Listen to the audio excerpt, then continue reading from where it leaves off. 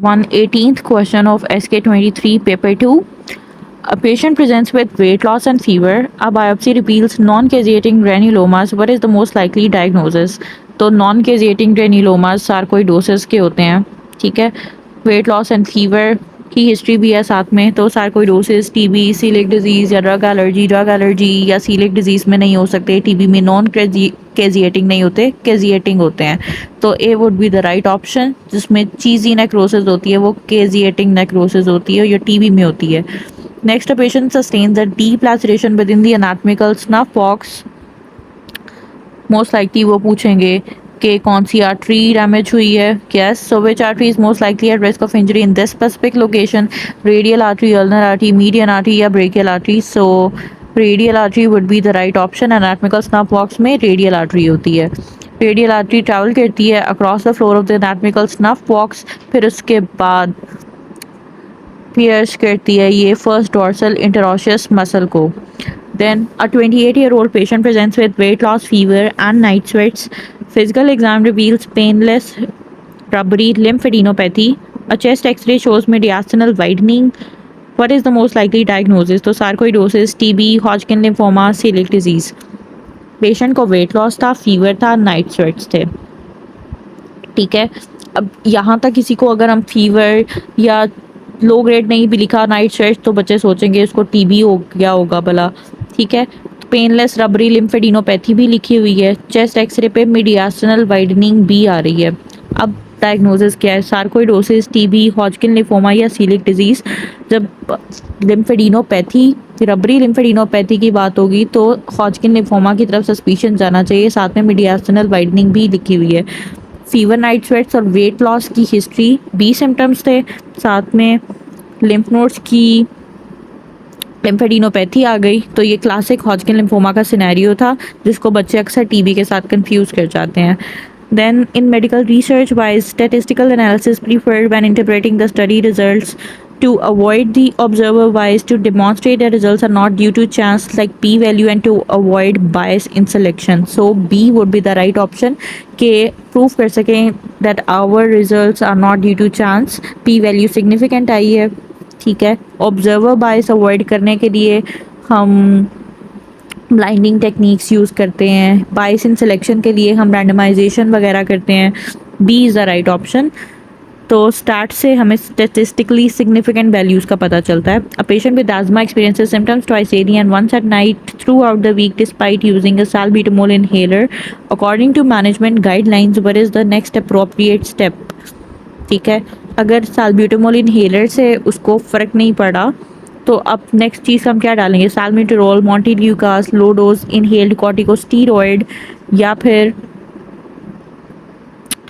हम डालेंगे आइप्राट्रोपियम, ठीक है। याद रखना है मैनेजमेंट गाइडलाइंस हैं प्रॉपर, उसको उसी लैडर से करते हैं। अगर शॉर्ट एक्टिंग बीटा एगोनिस्ट काम नहीं कर रहा तो उसके बाद हम लो डोज में इनहेल्ड कॉर्टिकोस्टीरॉइड स्टार्ट करा देते हैं। बाकी जो लॉन्ग एक्टिंग बीटा एगोनिस्ट हैं हम मोनोथेरेपी में कभी भी यूज़ नहीं करते आस्थमा में, क्योंकि वो इंक्रीज़ कर देते हैं risk of asthma related death, ठीक है। तो आपने हमेशा उनको इनहेल्ड कॉर्टिकोस्टीरॉइड के साथ कंबाइन करना होता है। नेक्स्ट क्वेश्चन है कि ए 10-year-old boy presents with TET spells. A chest X-ray reveals a boot-shaped heart. What is the diagnosis? Very pet boot-shaped heart है, TET spells भी हैं, टेट्रोलॉजी ऑफ फेलो होना चाहिए, ठीक है। टेट्रोलॉजी ऑफ फेलो पे आपको boot-shaped heart नज़र आता है। और boot-shaped heart होता क्यों है? क्योंकि राइट वेंट्रिकुलर हाइपरट्रॉफी हुई होती है, तो that is the hall mark of tetralogy of fellow patient. और टेट्रोलॉजी ऑफ फेलो में होता क्या है? PROV से आपने याद रखना है, लाइक प्रूफ या प्रूफ से आप याद रखते हैं कि पल्मोनरी आर्टरी ऑब्स्ट्रक्शन हो जाती है, राइट वेंट्रिकुलर हाइपरट्रॉफी हो जाती है, ठीक है। इसके अलावा वेंट्रिकुलर सेप्टल डिफेक्ट भी होता है, ओवरराइडिंग एओर्टा होती है। Next question, a patient presents with a fracture of the neck of the fibula. On examination, they have foot drop and loss of sensation on the dorsum of the foot. Which nerve is injured? Femoral nerve, tibial nerve, deep peroneal nerve और common peroneal nerve. तो अगर neck of the fibula है तो वहाँ पे common peroneal nerve पड़ी होती है और उसी की वजह से डॉर्सिफ्लेक्शन नहीं होती जब उसकी इंजरी हो जाती है और फुट ड्रॉप हो जाता है। साथ ही डॉर्सम ऑफ फुट पे सेंसेशन भी नहीं आएगी। So common peroneal nerve would be the answer. A femoral nerve नहीं हो सकता, टिबियल नर्व नहीं हो सकता, डी पेरोनियल नर्व नहीं हो सकता, D common peroneal nerve would be the right option. Next question: a patient presents in the ER with sudden limb paralysis, loss of sensory innervation, and loss of reflexes. There is evident urinary and fecal incontinence. Which artery is most likely involved in this spinal or lower brainstem and cord syndrome? Sudden limb paralysis हो जाना, साथ में sensory innervation भी ख़त्म हो जाए, reflexes भी ख़त्म हो जाएं, एविडेंट यूरिनरी और फीकल इनकॉन्टिनेंस भी हो जाए, तो कौन सी आर्टरी इन्वॉल्व होगी? Basilar, vertebral, superior cerebellar, middle cerebellar. ठीक है, तो answer would be your vertebral artery. अब सोचने वाली बात है कि ये जो सारे आपके पास इन्वॉल्व हो रहे हैं ये किस जगह की इन्वॉल्व हो रही हैं। ठीक है, अगर देखा जाए तो जो एंटीरियर सेरिब्रल आर्टरी होती है वो बिल्कुल मीडियल साइड पे सप्लाई करती है, जो आपके लोअर लिम्स को, आपकी यूरिनरी फीकल इनकॉन्टिनेंस को कंट्रोल करती है। तो वर्टिब्रल आर्टरी की ब्रांच होती है एंटीरियर सेरिब्रल आर्टरी, तो that's why vertebral artery would be the right option. Next क्या है? वर्टिब्रल आर्टरीज सप्लाई करती हैं। ठीक है, नेक्स्ट है a child presents with growth retardation and distinct musty order है उनका यूरिन का, तो विच कंडीशन और एंजाइम डेफिशिएंसी इज सस्पेक्टेड? अगर मस्टी या माउसी सा ऑर्डर आता है ना, स्वीट सा, तो that is because of phenyl ketone urea. Phenyl ketone urea का मसला होता है। फिनाइल कीटोन यूरिया में फिनाइलएलनिन हाइड्रोक्सिलेज की डेफिशिएंसी होती है, जिससे फिनाइल एसिटिक एसिड एक्यूमुलेट करना शुरू कर जाता है और फिर एक माउसी सा ऑर्डर आता है। सो आपने याद रखना है कि जब भी यूरिन के ऑर्डर की बात आएगी that is your phenyl ketone urea और फिनाइलएलनिन हाइड्रोक्सिलेज की डेफिशिएंसी होती है और फिनाइल एसिटिक एसिड बिल्डअप करता है। Which of the following hormone is shown to have a primary anabolic effect on the liver? cortisol, epinephrine, insulin या thyroxine? तो anabolic effect liver के ऊपर किस हार्मोन का होता है? that is your insulin. Insulin primary anabolic hormone होता है बॉडी का। इसने एक तो ग्लूकोज को ग्लाइकोजन की फॉर्म में स्टोर करना, प्रमोट करना होता है लिवर के अंदर। तो लिवर में एनाबॉलिसिस के लिए liver insulin would be the right option, not cortisol, not epinephrine, not thyroxine. In ALS, amyotrophic lateral sclerosis, which anatomical structures involvement leads to the characteristic lower motor neuron signs? So क्या हो सकता है? Ventral horns, lateral horns, dorsal horns या apical horns? अगर lower motor neuron science आ रहे हैं तो इसका मतलब है वेंट्रल हॉर्न्स इन्वॉल्व हैं स्पाइनल कॉर्ड के, वहाँ पे मोटर न्यूरॉन्स होते हैं। डॉर्सल में सेंसरी होंगे, लैटरल नहीं हो सकता, एपिकल नहीं हो सकता। सो एएलएस में डिजनरेशन हो जाती है वेंट्रल हॉर्न्स के, तो लोअर मोटर न्यूरॉन साइंस हैं। एंड जो कॉर्टिको स्पाइनल ट्रैक्ट्स का जब डैमेज होता है तो उनकी वजह से अपर मोटर न्यूरॉन लियंस आती हैं। A patient who suffered a myocardial infarction 2 months ago presents with sudden onset upper body weakness lasting 2 hours. ठीक है, MI हुआ 2 महीने पहले और अब उसको sudden onset upper body weakness आ रही है 2 घंटे से। What is the most appropriate, ठीक है, pharmacological intervention? Aspirin, clopidogrel, thrombolytic या वारफेरिन? तो क्या देना होता है ऐसे लोगों को? आपने फ़ौरन से उनको एस्पिरिन देना होता है। ठीक है, जब suspected new transient ischaemic attack होता है जिसमें स्ट्रोक लाइक इवेंट आता है पोस्ट MI, तो इमीडिएट एंटीप्लेटलेट देनी होती है आपने, दैट इज़ योर एस्पिरिन। बाकी थ्रोम्बोलिटिक्स जनरली हम कॉन्ट्रा इंडिकेटेड रखते हैं if the event is outside the window और the history is complex. Aspirin remains the foundational pharmacological step in this immediate protocol. अब बच्चे कहाँ कंफ्यूज हो सकते हैं? Most of you would get them right कि वो एलिमिनेट करते करते वारफेरिन निकाल देंगे। ठीक है, वो थ्रोम्बोलिटिक भी चलो निकाल देंगे, अब एस्पिरिन और क्लोपिडोग्रिल में बैठे होंगे। क्लोपिडोग्रिल नहीं देनी, ठीक है, अब 2 आवर्स हुए हैं उसको, 2 आवर्स हुए हैं उसको, आपने एस्पिरिन देनी है। क्लोपिडोग्रल मेंटेनेंस के लिए आप चला सकते हो या प्रोफिलैक्सिस के लिए रख सकते हो, लेकिन ड्रग ऑफ चॉइस आपकी एस्पिरिन होती है। Next, a patient being treated for epilepsy presents with swollen gingival hyperplasia. Which medication is the most likely cause? Very pet question. Epilepsy की ड्रग है, जिंजावल हाइपरप्लेजिया करती है, फेनिटोइन होती है। A phenytoin, B halothane, C warfarin, D carbamazepine. So phenytoin would be the right option. Gingival hyperplasia well known side effect होता है phenytoin का, क्योंकि इसने गम्स में कोलेजन मेटाबॉलिज्म पे इफेक्ट डालना होता है, तो गम्स में कोलेजन मेटाबॉलिज्म ज़्यादा होगी। ठीक है। In Fowler's position, which of the following is a recognized complication associated with the position? In Fowler's position के अंदर कौन सी कॉम्प्लिकेशन हो सकती है? शॉक हो सकता है, थ्रोम्बोसिस हो सकता है, स्टेसिस हो सकता है या नन? तो उस पोजीशन में थ्रोम्बोसिस हो सकता है। जब आप मेंटेन करते हैं फॉलोअर्स पोजीशन लॉन्ग पीरियड्स के लिए, तो लोअर एक्सट्रीमिटीज़ के अंदर वीनस पूलिंग होना शुरू हो जाती है। वीनस पूलिंग जब होगी तो डीप वेन थ्रोम्बोसिस का रिस्क बढ़ जाएगा। Next, during a splenectomy, the surgeon ligates the splenic artery at the hilum. Which part of the stomach is most likely to suffer from reduced blood supply due to the ligation of the short gastric arteries? ठीक है। जब आप splenic artery को hilum पे ligate कर दोगे तो stomach का कौन सा हिस्सा सफ़र करेगा? That is your question. Antrum of the stomach, pylorus of the stomach,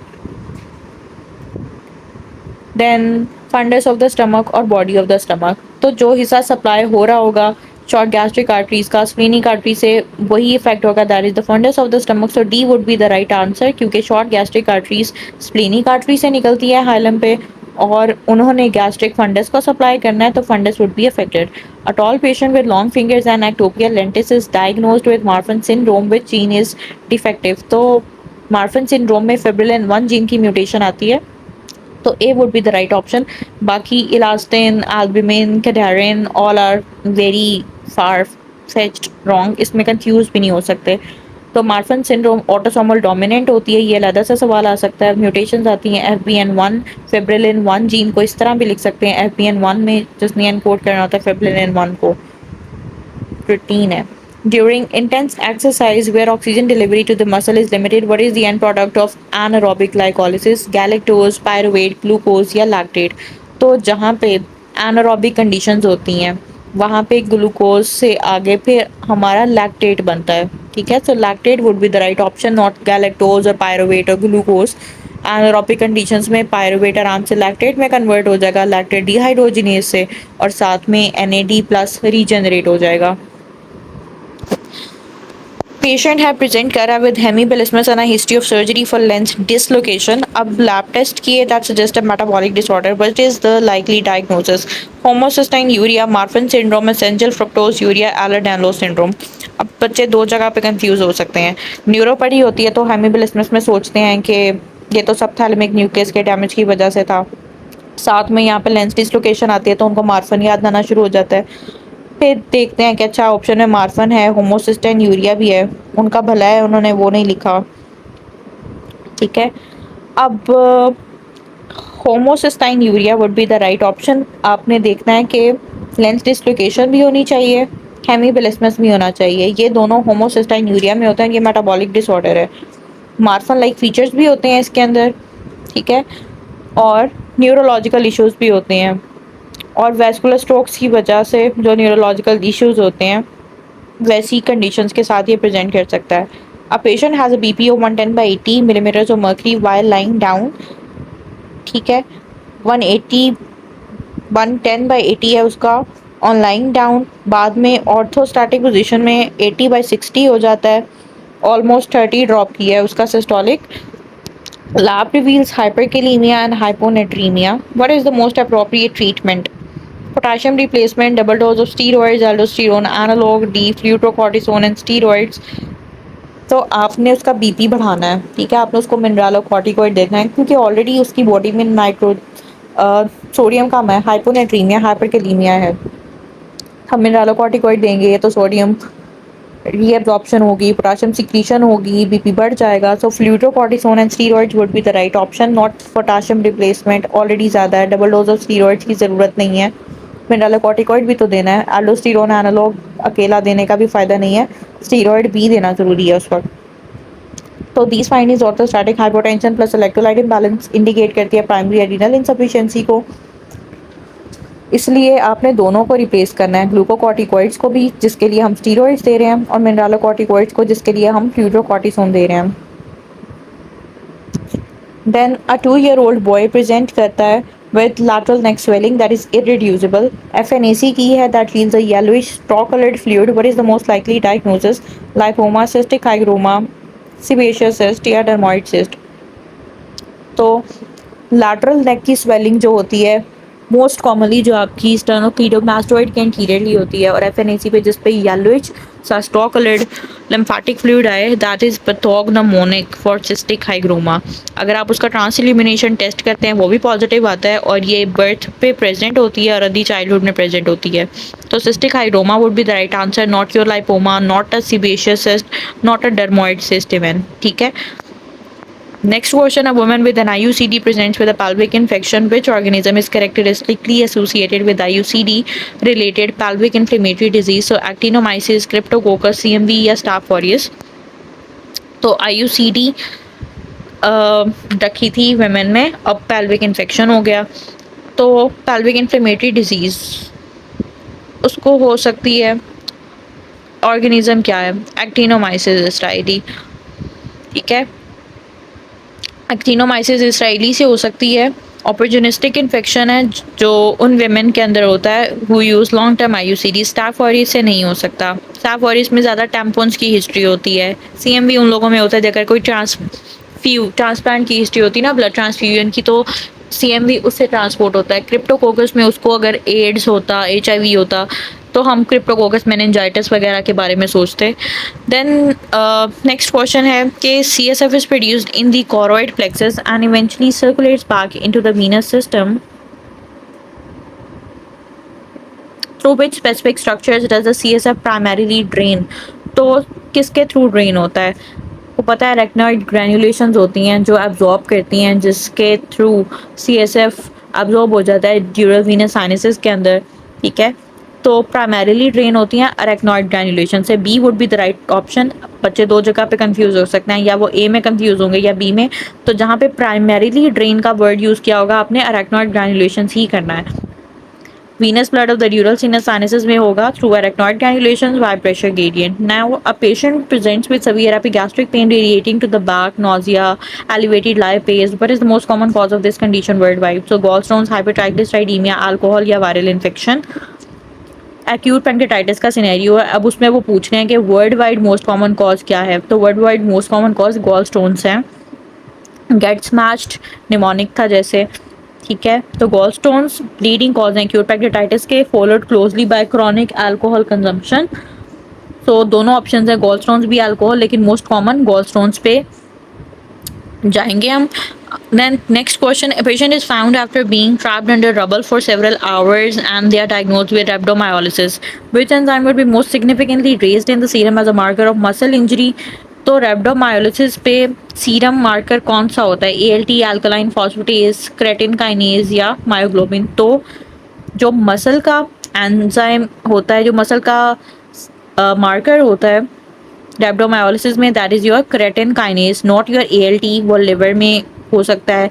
alkaline phosphatase नहीं हो सकता, किसी बिलरी ट्रैक्ट ऑब्स्ट्रक्शन में हो सकता है. मायोग्लोबिन नहीं, वो हम MI में देख सकते हैं 1 to 2 आवर्स पे. लेकिन क्रेटिन काइनेज स्पेसिफिकली हम देखेंगे इस केस में. मायोग्लोबिन रिलीज हो सकता है. मोस्ट सेंसिटिव और सस्टेन्ड क्लिनिकल मार्कर है ये मसल ब्रेक डाउन का, वो C के लेवल है, क्रेटिन काइनेज. मायोग्लोबिन सेंसिटिव या स्टैंडर्ड क्लिनिकल नहीं है. ठीक है. दो के वो रिलीज हो सकता है, लेकिन creatine kinase is the right option. 75-year-old women patient है ये, प्रेजेंट कर रहा है with progressive memory loss and cognitive decline. Histopathological examination of the brain would reveal neurofibrillary tangles. Which protein is the primary component of these tangles. तो कौन सी protein होती है न्यूरोफिब्रिलरी टैंगल्स में? A option is your tau protein. ठीक है. Then B option would be amyloid precursors, C is the glial fibrillary protein, and D is the Lewy bodies. तो neurofibrillary tangles tau protein से बनते हैं which are हाइपोफॉस्फोरिलेटेड tau proteins, ठीक है। Amyloid beta forms extra cellular plaques बनाते हैं और जो टाउ प्रोटीन होती है वो इंट्रा सेलुलर प्लाक्स बनाती है। अब ये बात भी याद रखनी है, कभी कभी वो सिर्फ ये पूछ लेते हैं इंट्रा सेलुलर क्या है, एक्स्ट्रा सेलुलर क्या है, तो यही नहीं पता होता। सारा टॉपिक याद कर लिया, यही नहीं पता। इंट्रा सेलुलर टाउ प्रोटीन होती है, एक्स्ट्रा सेलुलर बीटा अमाइलॉइड होता है। इंट्रा सेलुलर न्यूरोफिब्रिलरी टैंगल्स होते हैं, ठीक है। एक्स्ट्रा सेलुलर में प्लाक्स होते हैं। Next question, a patient presents with recurrent oral ulcers, genital ulcers and uveitis. This condition, Behçet's disease, is strongly associated with which HLA subtype? HLA-B51, HLA-DR3, HLA-B27 या HLA-B28? अब recurrent ऑरल ulcers अगर हो रहे हैं, genital ulcers भी हो रहे हैं, यूवीआइटिस भी है, ऊपर से बेसेट डिजीज़ भी है। बेसेट डिजीज़ का ही अगर आपको पता हो तो HLA-B5 होती है, B51, ठीक है। तो HLA टाइप कौन सी है, बाकी सबकी ना भी आती हो तो अगर एक भी आती हो ना बेसेट डिजीज़ की, HLA-B51, फिर भी ये सवाल हो जाता है।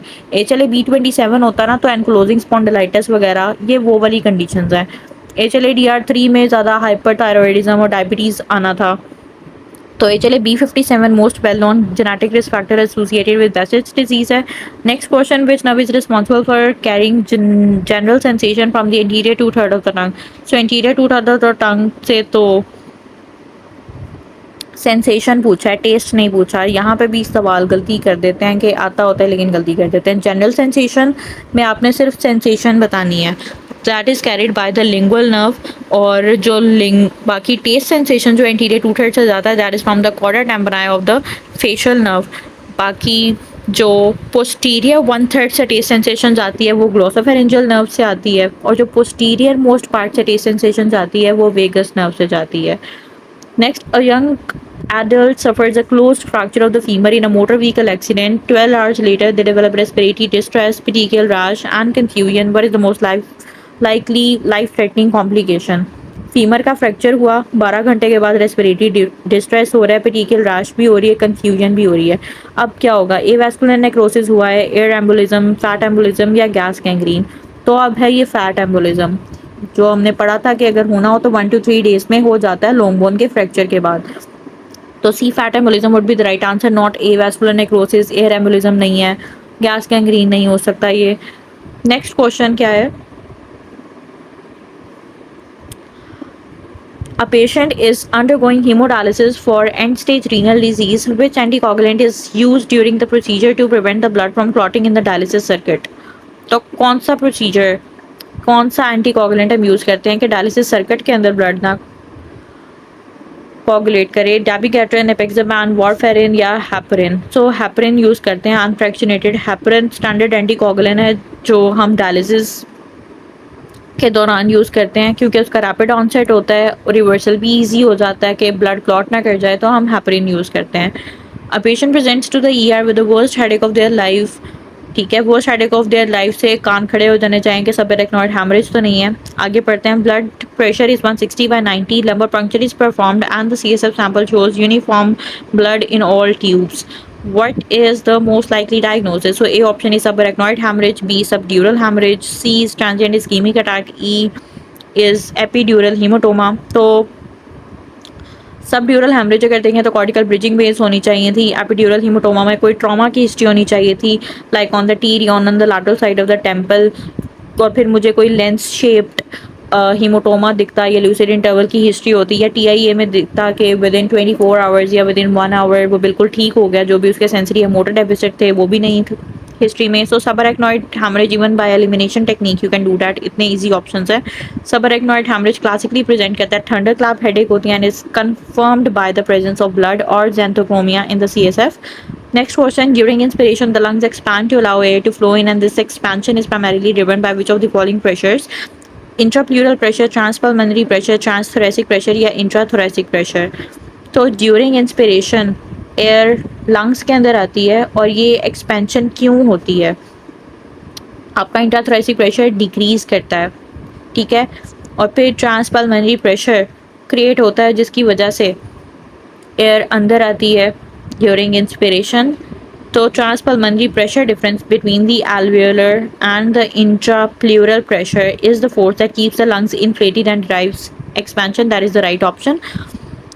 इंट्राप्लूरल प्रेशर नहीं हो सकता, सिर्फ ट्रांसथोरेसिक प्रेशर नहीं हो सकता, इंट्राथोरेसिक प्रेशर सिर्फ नहीं हो सकता, transpulmonary pressure is the right option के जो आपका इंट्राप्लूरल प्रेशर है वो कितना हो और एल्वियोलर प्रेशर कितना हो कि फिर उनका ग्रेडियंट आपस में इतना बने कि हमेशा एयर एल्वियोलाई वाली साइड पे आए और लंग्स इन्फ्लेट रहें. So that would be the right option. Next question क्या है कि in histological slide of the stomach, parietal cells are identified. What are their characteristic staining properties and features? वो eosinophilic cytoplasm with central nuclei, lymphocytes in abundance, basophilic with extensive rough endoplasmic reticulum और neutrophil in abundance. तो parietal cells में neutrophil in abundance नहीं हो सकते, inflammation नहीं हुई. Lymphocytes in abundance भी नहीं हो सकता. दो ऑप्शन हैं जिसमें कंफ्यूज हो सकते हैं. Eosinophilic cytoplasm with central nuclei या बेसोफिलिक हैं with extensive rough endoplasmic reticulum. तो ये याद रखना है कि जो पेराइटल सेल्स होते हैं they are always eosinophilic. Eosinophilic cytoplasm उनका होता है और न्यूक्लियस भी इनका सेंटर में ही पड़ा होता है. तो ये याद रखना है आपने कि वो इओसिनोफिलिक साइटोप्लाज्म वाले होते हैं. पेराइटल सेल्स हाईली इओसिनोफिलिक होते हैं, ठीक है, एसिडोफिलिक होते हैं क्योंकि उन्होंने वास्ट नंबर ऑफ माइटोकॉन्ड्रिया अपने पास रखा होता है एसिड प्रोडक्शन के लिए. That is very important. तो हमेशा जो एसिडोफिलिक होते हैं वो इओसिनोफिलिक होते हैं मोस्टली, ठीक है. Then a sputum sample from a patient with pneumonia reveals gram-positive lancet-shaped diplococci, but is the most likely causative organism. तो gram-positive भी है, lancet-shaped भी है, diplococci भी है, उसने सारा कुछ बता दिया. Streptococcus epidermidis नहीं हो सकता. There is not even a microbe. Staph epidermidis होता है. Staph aureus नहीं हो सकता. That is not a diplococci. Chains में होता है. Bacillus anthracis नहीं हो सकता, रॉड है वो. तो Streptococcus pneumoniae is the remaining option. Streptococcus pneumoniae classically described as gram-positive lancet-shaped diplococci. Next question, autoimmune polyendocrine syndrome type 1, that is APS1, typically involves a triad of symptoms. Which of the following is one of the three main components? तो autoimmune polyendocrine syndrome type 1 में क्या main component है? Hypoparathyroidism, diabetes mellitus type 1, Graves disease और Cushing's disease. तो जो autoimmune poly endocrine syndrome 1 जिसको में autoimmune regulator gene की म्यूटेशन आती है, that is characterise by the triad of, उसमें क्रॉनिक म्यूकोक्यूटेनियस कैंडिडियासिस होता है, हाइपोपैराथायरॉयडिज्म होता है और एडिसन्स डिजीज़ होती है, ठीक है. तो आप इसको किसी भी तरह से याद रख सकते हैं. कैंडिडियासिस है, हाइपोपैराथायरॉयडिज्म है और एडिसन्स डिजीज़ है. तो हैक से अगर आपने याद रखना है HAC, आप उससे भी याद रखते हैं. H for hypoparathyroidism, A for Edison's disease and C for candidiasis. तो एक हैक लगाया है हमने और हमने इसको याद कर लिया है. तो APS1 में हाइपोपैराथायरॉयडिज्म, एडिसन्स और कैंडिडियासिस है. An infection of the danger triangle is of the face can spread to the brain. Which vein connects the facial vein to the cavernous sinus? तो फेशियल वेन को cavernous sinus के साथ कौन सी when connect करती है, ये एक total सवाल है उसका. ऑर्बिटल वेन है, इंफीरियर ऑफ्थाल्मिक वेन है, ठीक है.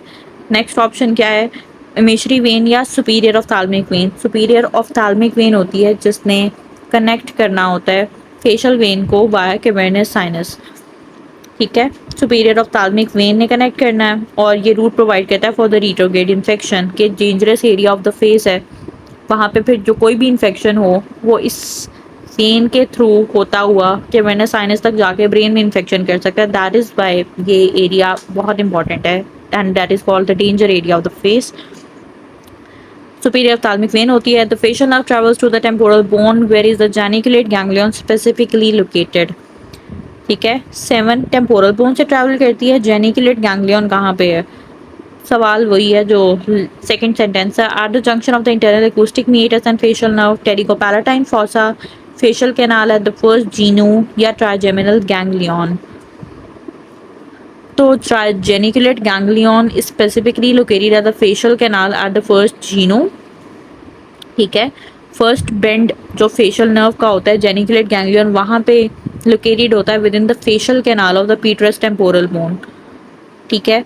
और जो फेशियल नर्व है वो फिर ट्रैवल करती है through the internal acoustic meatus alongside the vestibulocochlear nerve, लेकिन वहाँ पे ये गैंग्लियन नहीं बनाती। तो C would be the right option. Facial canal at the first genu. Trigeminal ganglion में क्यों पड़ा होगा, जेनिकुलेट गैंग्लियन वैसे ही गलत हो गया। टेरिकोपैलेटाइन फॉसा में भी नहीं पड़ा हुआ। At the junction of the internal acoustic meatus and facial nerve, A option में शायद बच्चे कंफ्यूज हो सकते हैं, लेकिन it is facial canal at the first genu. First bend पे ही जेनिकुलेट गैंग्लियन पड़ा होता है और ये फेशियल कैनाल के अंदर होता है। फेशियल कैनाल कहाँ पे होती है, पीटरस टेम्पोरल बोन के अंदर। Then patient develops secondary hyperparathyroidism. Which hormone is elevated to increase osteoclastic activity to maintain calcium levels? Parathormone, glucagon, insulin, erythropoietin, ठीक है। CKD का पेशेंट है। अब CKD के पेशेंट्स में फॉस्फेट एक्सक्रीट नहीं हो रहा होगा, मेन मसला है, ठीक है। अब एरिथ्रोपोइटिन भी प्रोड्यूस नहीं हो रहा होगा। यहाँ पे उन्होंने क्वेश्चन पूछा है कि कौन सा हार्मोन एलिवेट होगा कि ऑस्टियोक्लास्टिक एक्टिविटी इंक्रीज हो to maintain calcium levels. Parathormone would be the right option, क्योंकि सीकेडी में लो कैल्शियम और हाई फॉस्फेट होता है तो वो पीटीएच को ट्रिगर करते हैं। पीटीएच के लिए यही स्टिमुलस देना कि बॉडी में लो कैल्शियम है, पीटीएच की ज़रूरत है, ज़्यादा कैल्शियम निकालो, या फॉस्फेट ज़्यादा है तो फॉस्फेट को एक्सक्रीट करवाओ, तो वो स्टिमुलेट करेगी ऑस्टियोक्लास्ट को, तो फिर बोन डिजॉल्व होना शुरू हो जाएगी। ब्लड के अंदर बोन से ही आएगा ना कैल्शियम, तो parathormone would be the right option CKD के पेशेंट्स में, इसलिए फिर उनकी हड्डियां जो हैं वो फिर वीक होना शुरू हो जाती हैं। A female patient presents with a short stature, webbed neck and primary amenorrhea. Chromosomal analysis is performed. What is the expected result? 46XX, 45XO, 47XXY, 47XY, ठीक है। तो एक्सपेक्टेड रिजल्ट ये 45X नॉट, ठीक है। ये टर्नर सिंड्रोम का scenario है। Short stature web नेक amenorrhoea उन्हीं में ही होती है। नेक्स्ट क्वेश्चन क्या है कि regarding the chromosomal abnormality in Turner syndrome best described as, किस तरह डिस्क्राइब करेंगे। एक्स नॉट है, दूसरा है ही नहीं, तो monosomy of the X chromosome. Second option trisomy, C monosomy of the Y chromosome, D tetrasomy of the X chromosome. A option monosomy of the X chromosome would be the right option, क्योंकि Turner syndrome example है monosomy का। A patient is started on methotrexate for rheumatoid arthritis. What is the primary mechanism of action of this drug? A. DNA synthesis inhibition, B. protein synthesis inhibition, C. folic acid synthesis inhibition, या D. protein synthesis, ठीक है। अब इसमें बच्चे कौन से दो options में कंफ्यूज हो सकते हैं, वो फॉलिक एसिड सिंथेसिस इनहिबिशन लगा देते हैं, डीएनए सिंथेसिस इनहिबिशन नहीं लगाते। मेथोट्रेक्सेट फॉलिक एसिड एंटागनिस्ट है, ठीक है, उसकी सिंथेसिस को इनहिबिट नहीं करता। फॉलिक एसिड एंटागनिस्ट है, इसने इनहिबिट करना है एंजाइम डाइहाइड्रोफोलेट रिडक्टेज को, जिसने डाइहाइड्रोफोलेट की टेट्राहाइड्रोफोलेट के अंदर कन्वेयन को रोकना है, which is a necessary cofactor for the synthesis of thymidylate and purines. और वो थाइमिडालेट और प्यूरिन्स आगे डीएनए सिंथेसिस में यूज़ होनी होती हैं, तो अल्टीमेटली डीएनए सिंथेसिस और सेल प्रोलिफरेशन को रुकवा रहे हैं। कैंडिडेट्स क्या करेंगे, फॉलिक एसिड सिंथेसिस इनहिबिशन लगा देंगे। That is wrong. सिर्फ डाइहाइड्रोफोलेट की टेट्राहाइड्रोफोलेट में कन्वर्जन रोकता है, और जब वो कन्वर्जन रुकती है तो आगे से जो टेट्राहाइड्रोफोलेट नहीं बनता, तो थाइमिडाइलेट और प्यूरिन्स नहीं बनती, डीएनए सिंथेसिस नहीं होती, तो A would be the right option. Then a patient is diagnosed with an intestinal infection of Ascaris lambdocoides. These, what is the first line drug of choice for the treatment? Albendazole, mebendazole या praziquantel। तो Ascaris में हम हमेशा albendazole देते हैं, albendazole दे दो, या mebendazole is the preferred treatment for most soil transmitted ailments like Ascaris। albendazole आपने याद रखना है। नेक्स्ट क्वेश्चन हम नेक्स्ट पार्ट में करते हैं।